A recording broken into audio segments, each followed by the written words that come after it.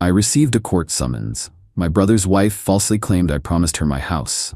My lawyer advised, stay calm. I nodded. Then we presented evidence of her forgery and sued for malicious prosecution. 1 week later, her own lawyer was frantically calling mine to drop the case. I-38M, Matthew got served.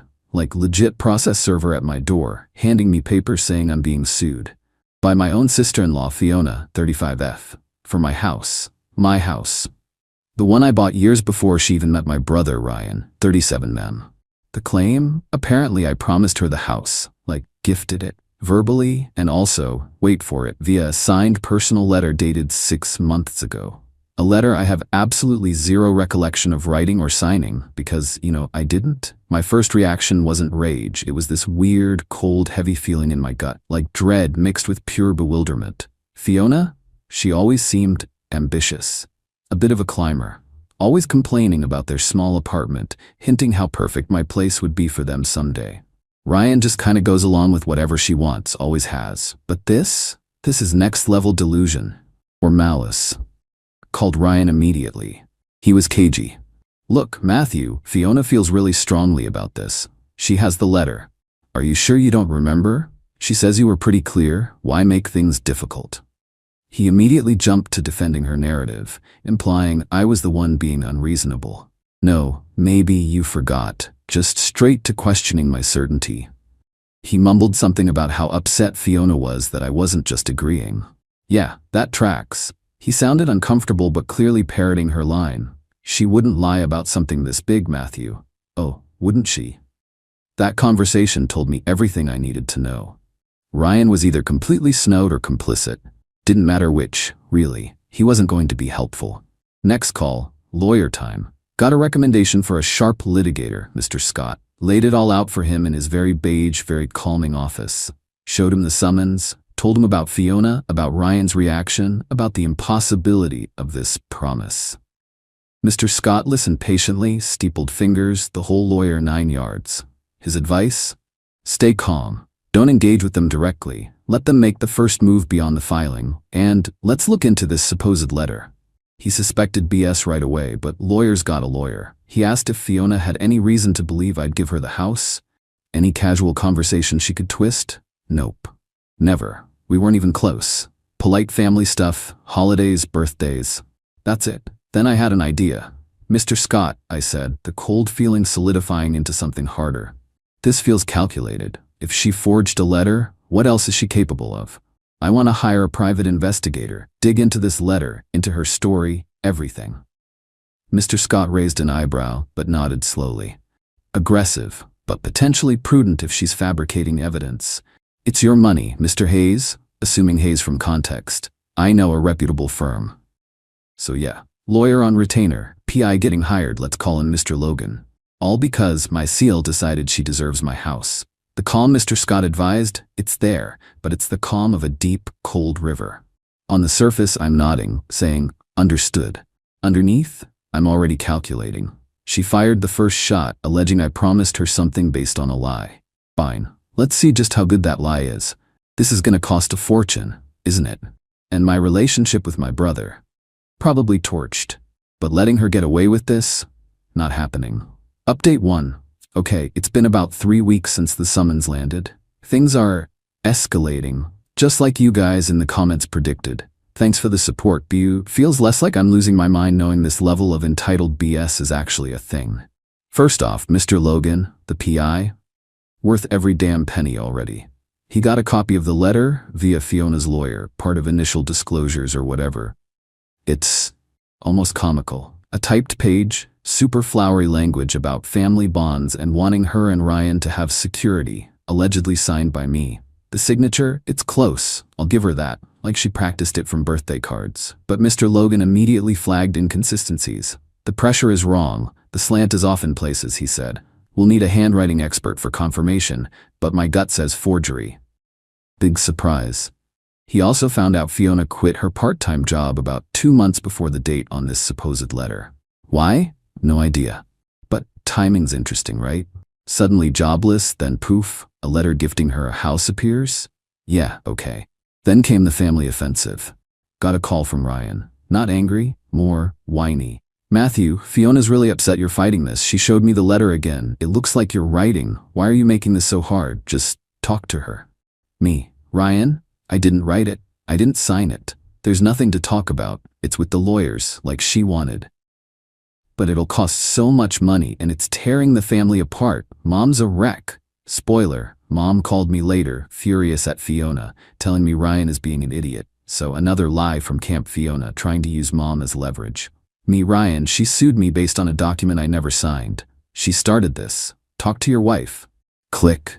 Done with that conversation. Then the ambush, dropped by my parents' place last Sunday. Who's there, unannounced?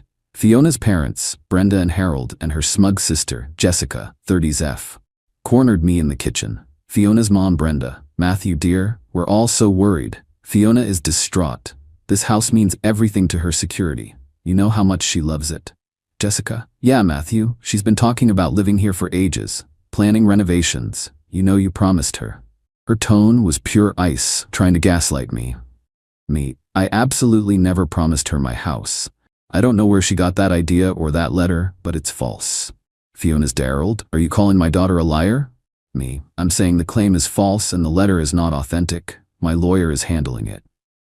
Walked away. The nerve. The entitlement is breathtaking.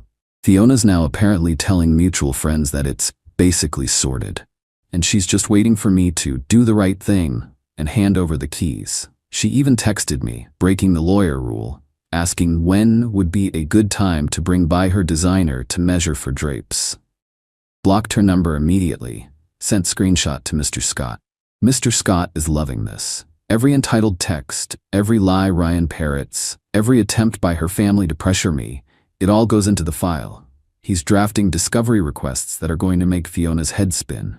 Wants detailed financial records, history of the supposed promise, names of anyone who witnessed it. Feeling stressed? Yeah. Pissed off? Definitely. But mostly just focus. This isn't just about the house anymore. It's about the sheer audacity, the maliciousness of trying to steal from family with lies and forgery. Stay calm? Oh, I'm calm. Calmly gathering the rope she's handing me. Update 2. Dirty tricks and steel spines. Okay, it's been a couple of months since update 1, so we're maybe 3 to 4 months into this mess now. And yeah, it got dirtier. Shocking, I know. Mr. Logan continued digging, and the evidence against Fiona became ironclad. Remember the forged letter? He tracked down the exact template she used, a fancy, personal correspondence template from an online stationery site. The purchase was made on her credit card 3 days before the date on the forgery. Even better? After a significant back and forth during discovery where Mr. Scott had to file motions to compel, we finally got court-approved forensic analysis of her laptop. Bingo. Metadata remnants showed the document file was created, edited extensively, and saved multiple times after the date it was supposedly signed by me. Complete fabrication timeline. To top it off, Mr. Logan secured a preliminary sworn affidavit from a top handwriting expert, confirming the signature is a definite forgery, calling it amateurish in key aspects, and stating he'd testify to that effect. Boom. So evidence equals overwhelming. You'd think Fiona and Ryan might back down, right? Ha ha ha. No, they doubled down. Hard. Dirty Trick 1, the smear campaign. Vague posts started appearing on social media from Fiona's sister, Jessica. Stuff like, so sad when family tries to screw you over, tashed greed, justice for Fiona. And praying for my sister as she fights for what she was promised, family betrayal. No names, but clearly aimed at me. Mutual friends started asking questions. Had to calmly explain to a few close ones that Fiona was suing me based on a forged document. Most were horrified for me, thankfully. Dirty Trick 2, the sob story offensive. Ryan called again, this time full-on guilt trip. Matthew, Fiona's having panic attacks. She can't sleep. This stress isn't good for her. We might lose our apartment because we thought we had the house based on your promise. You're destroying us. How can you be so heartless? Notice how he casually slips in the based on your promise line now? Pure gaslighting. Me, Ryan, your wife committed forgery and sued me. Direct all communication to Mr. Scott. I swear, the delusion is pathological. How am I the bad guy here? Dirty Trick 3, the ambush 2.0. Fiona herself showed up at my house, rang the doorbell repeatedly. I didn't answer. Lawyer's orders, just watched her on the security cam. She actually started yelling through the door. "Matthew, I know you're in there. Stop hiding. This is my house, you promised. Just give me the keys. Why are you doing this to me?" She kicked the door. Actually kicked it. Got that on camera too. Sent straight to Mr. Scott. My response? Pure legal steal. Mr. Scott took the PIs, Mr. Logodin's, the expert affidavit, even preliminary it was damning, the metadata report, the video of her kicking my door, the social media BS, Ryan's messages, and compiled it all. We didn't just prepare to defend, we prepared to attack. Filed the official response to her lawsuit, detailing the forgery, attaching the expert report summary, and referencing the metadata findings. And we filed a countersuit for malicious prosecution, seeking full repayment of my legal fees, PI costs, damages for the stress and reputational harm, and punitive damages for the sheer calculated fraud. We weren't just defending anymore, we were going for the jugular, legally speaking. Mr. Scott advised this was the time. "They're escalating recklessly," he said. "They believe their own lies or think bullying will work. Time for a shock to their system with the evidence and the countersuit." Handing over those countersuit papers to the process server felt heavy, but necessary. There's a brief flicker sometimes. This is my brother. But then I remember Fiona's smug face, Jessica's sneering posts, Ryan's weak accusations, the kick on my door. Nah, they built this. They can live with the fallout. The calm is still there, but now it feels less like a river and more like the quiet intensity of a controlled burn. Let's see how they like the heat. Final update, kaboom, consequences delivered. It's over. Took about 4 months after filing the countersuit, so around 7 to 8 months total hell, but it's done. And yeah, the ending was kinda explosive. So, we filed our defense laying out the forgery evidence and the malicious prosecution countersuit. Served Fiona and Ryan. The reaction was swift. About 1 week after their lawyer, Mr. Howard, received our filings, complete with the preliminary but devastating handwriting experts report, the PI's, Mr. Logan's findings on the document template purchase and damning metadata, screenshots of Jessica's smear campaign, the video of Fiona kicking my door, Mr. Scott got a call. Not from Fiona's lawyer, calmly suggesting they talk. Oh no, it was Fiona's lawyer, Mr. Howard, apparently in full panic mode. Mr. Scott recounted the call to me later, barely suppressing a grin. Apparently, Mr. Howard was practically shouting, "We need to talk. My client, there's been a misunderstanding. She wants to withdraw her claim immediately. Just drop everything." Mr. Scott, channeling pure ice. "Withdraw her claim? Certainly. However, Mr. Howard, my client's claim for malicious prosecution stands. Your client knowingly filed a fraudulent lawsuit based on forged documents, engaged in witness tampering via third parties, harassed my client, and attempted to defame him. We are proceeding." Apparently, Mr. Howard sputtered. But if she drops her suit, irrelevant to the damages already incurred and the malicious nature of her actions, my client has spent considerable sums defending against a fabricated claim. He has suffered significant distress. We demand full compensation for legal fees, investigative costs, and substantial punitive damages for the intentional fraud. Mr. Howard apparently tried arguing, blustering, then practically begged. "What does your client want?" What I wanted wasn't just money. I wanted them to feel the consequences of trying to ruin my life over their greed. Negotiations were short and brutal. Mr. Scott laid out our terms, non-negotiable, immediate formal withdrawal of Fiona's lawsuit with prejudice, meaning she can never file it again. A signed, notarized statement from Fiona admitting the promise letter was not authentic and she had no legitimate claim to the house. Full payment of all my legal fees and PI costs. The total was staggering, easily 5 figures. Mr. Scott presented itemized bills, an additional sum, agreed upon, also significant, for damages punitive settlement for the malicious prosecution. A permanent restraining order preventing Fiona, Ryan, Jessica, and Fiona's parents, Brenda and Harold, from contacting me, coming near my house or workplace. A public retraction apology posted by Jessica on her social media accounts where the smears occurred, lawyer-approved text. Mr. Howard balked me, especially at the damages, the admission, and the public retraction. He threatened to fight the countersuit. Mr. Scott just emailed him the link to the security video of Fiona kicking my door and screaming it was her house, along with the expert report summary page highlighting indicators of forgery, and mentioning the readily available metadata proof. The next call, Mr. Howard agreed to everything. The fallout, Fiona had to sign that statement, admitting the lie even in legalese. Jessica had to post the humiliating retraction. It was blandly worded, but the shame was palpable. The restraining order is in place. The money? Heard through the grapevine, my parents, mostly, that Fiona's parents, Brenda and Harold, had to bail them out. Cleaned out a chunk of their retirement savings to pay my legal bills and the damages.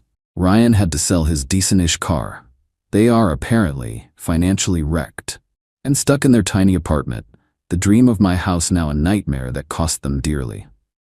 Their reputation in the extended family and parts of their social circle? Shredded. The story got out, not from me, but you know how families talk. People know Fiona forged documents and tried to steal my house. They know Ryan enabled it. They know Jessica smeared me. They are pariahs at family gatherings they probably won't even be invited to anymore. Ryan tried calling me once after it was all settled. Unknown number. Sounded broken. Matthew? I messed up. I should have listened to you, Fiona. I hung up. Maybe someday, years from now, we can talk.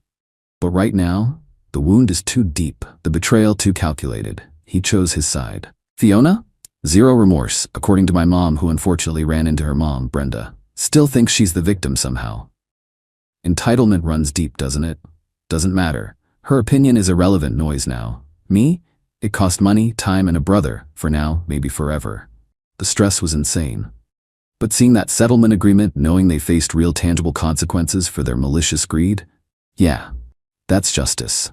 Not flashy Hollywood revenge, just the cold, hard, expensive reality of getting caught red-handed after playing stupid games. Mr. Logan, the PI, and Mr. Scott were worth their weight in gold. Bought myself a nice bottle of scotch, toasted to peace and quiet in my house. Moved on.